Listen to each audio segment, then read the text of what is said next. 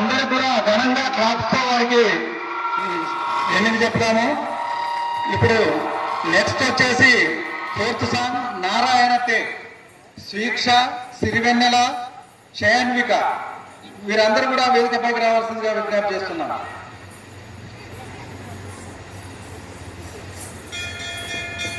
వీరికి చప్పట్లతో స్వాగతం పలుకుదాం. పిల్లలు మా చక్కగా ప్రదర్శిస్తున్నారు కాబట్టి వీరికి కూడా మనము వెల్కమ్ చెప్దాం.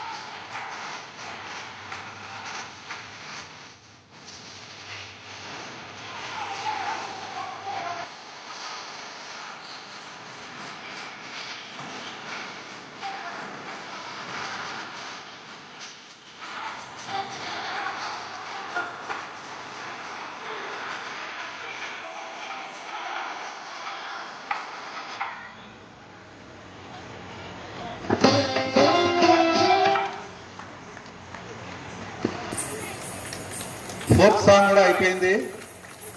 స్వేచ్ఛ, సిరివెన్నెల, శయన్విక లక్ష్మీ నరసింహ నమో నమో, సుగ్రీవ నరసింహ నమో నమో, లక్ష్మీ నరసింహ నమో నమో, సుగ్రీవ నరసింహ నమో నమో, నమో నమో నమో నమో, లక్ష్మీ నరసింహ.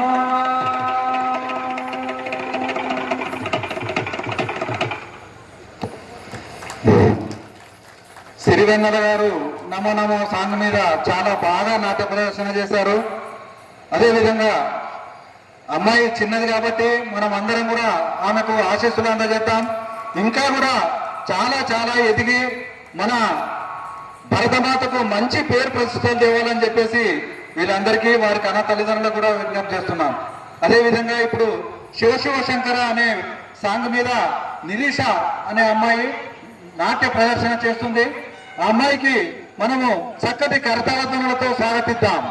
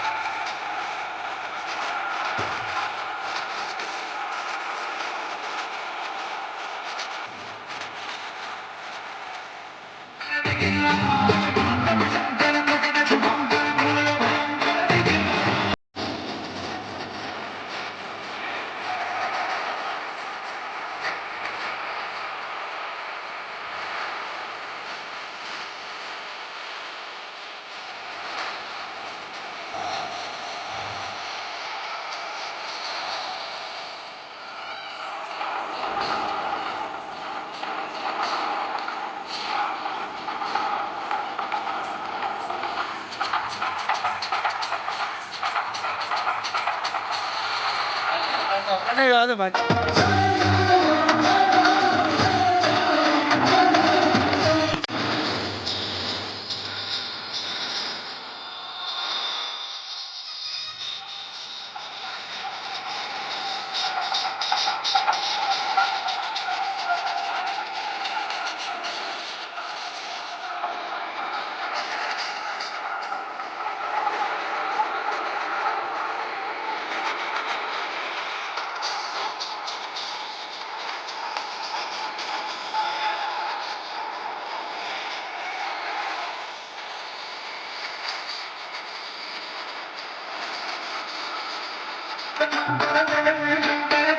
నేను ఒకటి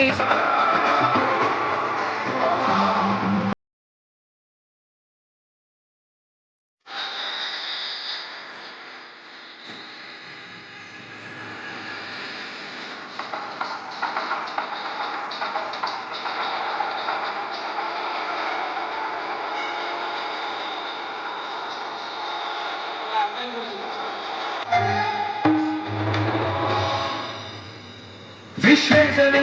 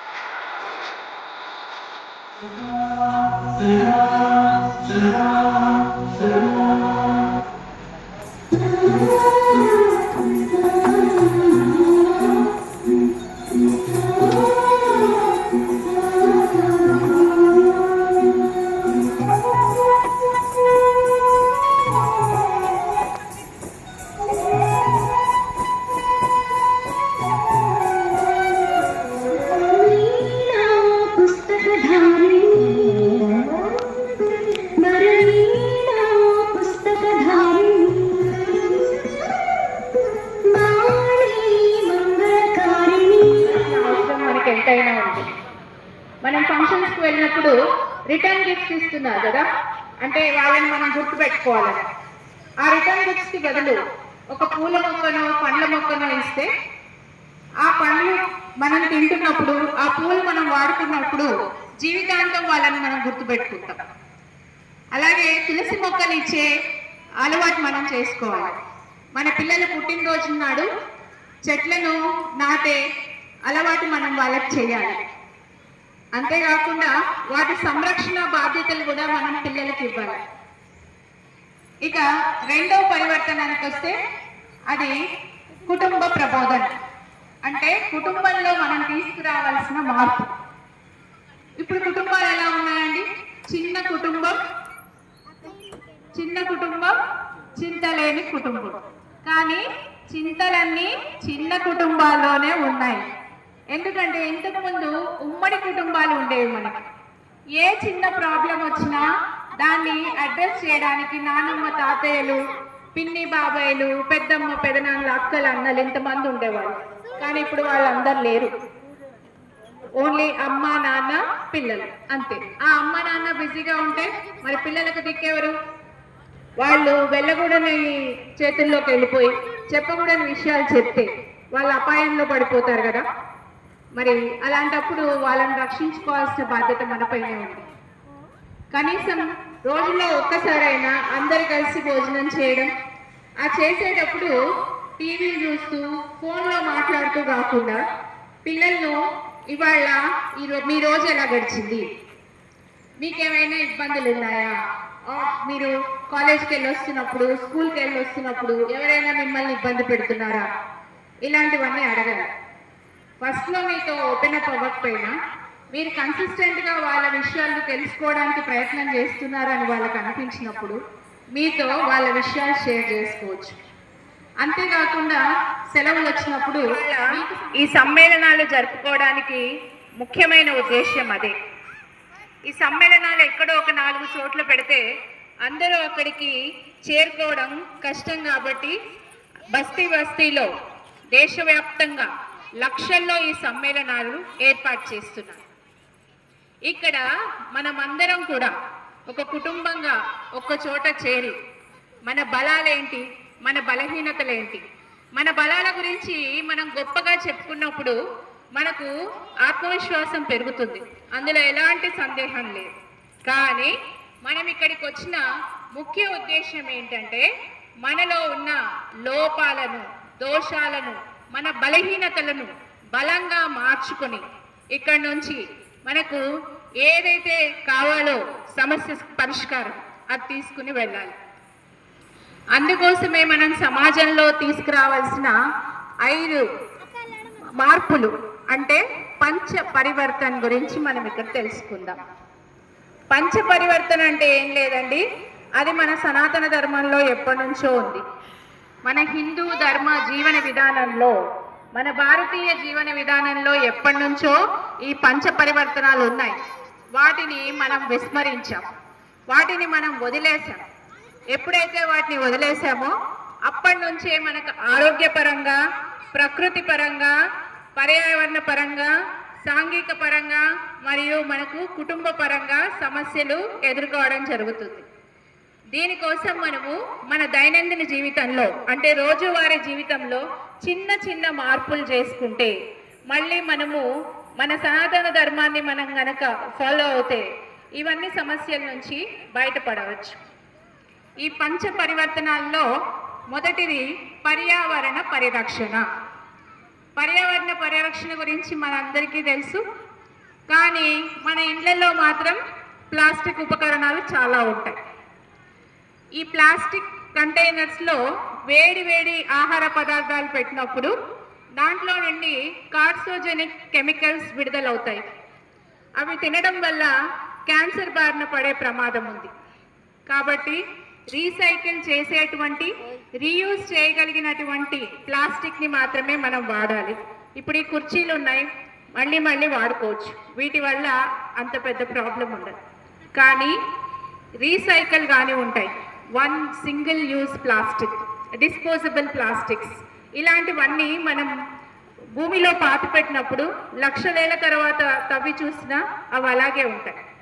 కాబట్టి కుప్పలు తెప్పలుగా పేర్కొని సముద్రాల్లో, నదుల్లో, అడవుల్లో ఎక్కడ చూసినా కూడా ఈ చెత్త పేర్కొని ఉంటుంది. దాన్ని నిర్మూలించాల్సిన అవసరం మనందరిపైన ఉంది. ఈ ప్రకృతిని మన ముందు తరాల వాళ్ళు కానుకగా ఇచ్చారు. దీన్ని జాగ్రత్తగా వాడుకొని మన ముందు తరాల వాళ్ళకి ఇవ్వాలి. కాబట్టి మనము ఇలాంటి కమ్యూనిటీ సెంటర్స్ కానీ ఎక్కడైనా మనం ఇవన్నీ జరుపుకుంటున్నప్పుడు స్టీల్ ప్లేట్లు, స్టీల్ గిన్నెలు ఇలాంటివి కొని పెట్టుకుంటే ప్లేట్స్, గ్లాసెస్ మళ్ళీ మనం వాడుకోవచ్చు. దానివల్ల ఖర్చు తగ్గడంతో పాటు ఈ చెత్త ఇదంతా కూడా మనం నిర్మూలించిన వాళ్ళం అవుతాం. ఇక ఆహారం విషయానికి వస్తే పెళ్ళిళ్ళల్లో, ఫంక్షన్లలో విపరీతంగా అంటే ఒక 40-50 ఐటమ్స్ పెట్టి ఈ మధ్య భోజనాలు పెడుతున్నారు. మనం ఆశ కొద్దీ ప్లేట్ నిండా అన్నీ తెచ్చుకుంటాం, కానీ తినలేం. అవన్నీ తీసుకెళ్ళిపోయి డస్ట్బిన్లో పడేస్తూ ఉంటాం. ఆకలితో ఉన్నవాడికే ఆహారం విలువ తెలుస్తుంది. కాబట్టి ఆకలితో ఉన్న వాళ్ళకి ఆహారాన్ని పెట్టండి, అట్లా ఆహారాన్ని నేలపాలు చేయొద్దు. ఈ విషయాలన్నీ మన పిల్లలకి చెప్పి పెంచుతూ ఉండాలి. నీళ్ళ విషయానికి వస్తే మనకి ప్రకృతి ప్రసాదించిన అమృతం జలం, దాన్ని తెలియకుండానే లీటర్లు మనం వృధా చేస్తున్నాం. అందరి ఇళ్లలో దాదాపుగా RO ప్లాంట్స్ ఉంటాయి. దాంట్లో నుంచి 40% వాటర్ కనుక శుద్ధి చేస్తే అది 60% వాటర్ వేస్టేజ్గా విడుదల చేస్తుంది.